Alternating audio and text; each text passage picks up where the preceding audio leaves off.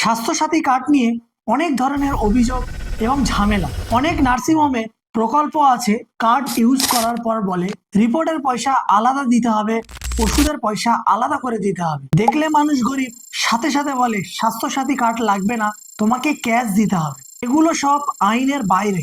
স্বাস্থ্যসাথী কার্ডে 5 লক্ষ টাকা পর্যন্ত পুরোপুরি কিভাবে ইউজ করবে জানেন? যেমন CT scan, MRI, blood test এবং ক্যান্সারের পেশেন্ট সবটাই কার্ড থেকে হবে। আপনি নার্সিংহোমে ভর্তি থাকলে আপনার সব খরচ স্বাস্থ্যসাথী কার্ড বহন করবে। এমনকি ছুটি দেওয়ার দিন 500 টাকা গাড়ি ভাড়া এবং 5 দিনের ওষুধ, এটা স্বাস্থ্যসাথী নিয়মের ফি। তাহলে সমস্যা কোথায়? যখন কিছু নার্সিংহোমে ভুল ভাল বলে রিপোর্ট আলাদা করে করতে হবে, পয়সা দিতে হবে, স্বাস্থ্যসাথী কার্ডে রিপোর্ট হয় না। এই সময় ভয় পাবেন না, তাদেরকে খুব নরম সুরে বলবেন, আপনারা যা বলেছেন আমি ভিডিও করছি, দয়া করে ক্যামেরায় বলে দিন। বিশ্বাস করুন, শব্দ শুনে ভয় পেয়ে যাবে, কারণ নিয়ম ভাঙার প্রমাণ এইভাবে কেউ দিতে চায় না। তারা জোর করে টাকা চায়।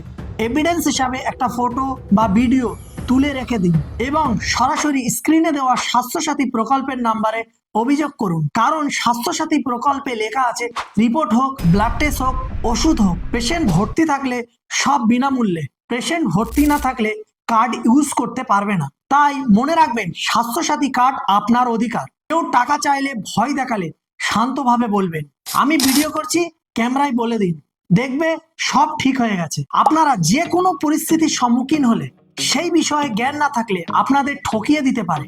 জ্ঞান অর্জন করুন, নিজের অধিকার নিজে বুঝে নিন।